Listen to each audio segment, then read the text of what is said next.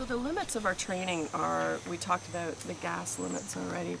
Basically, we're intended to be doing linear penetrations into the cave, so we're staying on the main line, not jumping off onto side passages, staying with a pretty basic dive plan. Obviously there's no exploration, no solo diving, no decompression, those kind of things.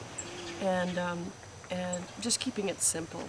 When you move beyond this point to apprentice and full cave diver, then what we add is the complex navigation. So circuits, traverses, more complicated jumping off the lines.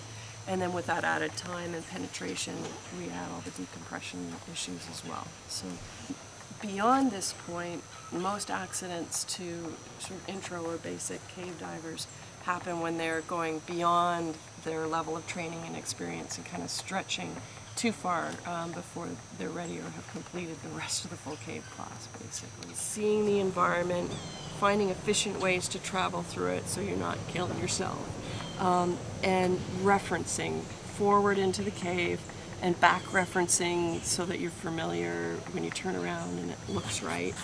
And that sphere is even opening into the dive team mentality. One thing to bear in mind then when you're reeling, at this point we're working really as a very close team, and so that second guy is checking all the tie-offs. That's always totally critical and even the third guy is looking at the tie-offs and placements to make sure they could get out with their eyes closed if they had to. Stop and lock off the reel so it doesn't spin uncontrollably. Clip to your own line and then just flip it over like that on the log, and then drop down into that first room and have to find a secondary tie-off that's either tucked onto the wall or down on the floor so that it's out of the way of scooter teams that are likely to come and go from there today. So we do a really solid primary tie-off, a good solid secondary tie-off. We have a little bit of a mixed up estrel because of the mixed team, but I'll just tell you the way it generally happens. Usually if you're just in a side mat team, you get into the water, you turn on your tank, look at it, breathe off it for your own bubble check, and then put it on. And then you do the same with the second tank. So you've checked the regulators on the way.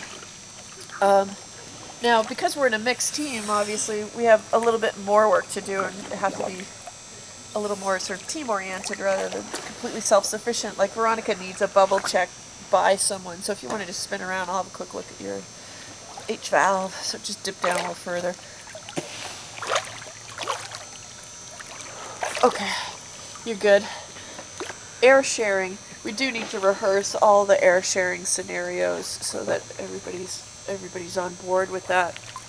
The other thing we need to do is to check all our own gear.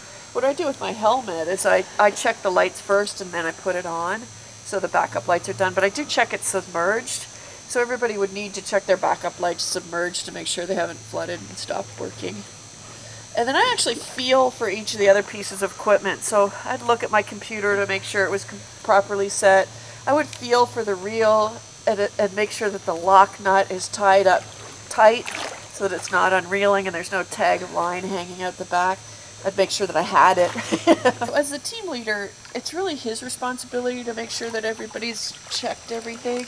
Because when you think of it, if somebody hasn't checked something, it's not just their problem, it's really the whole team's problem. Yeah. And so the team leader usually takes on that role.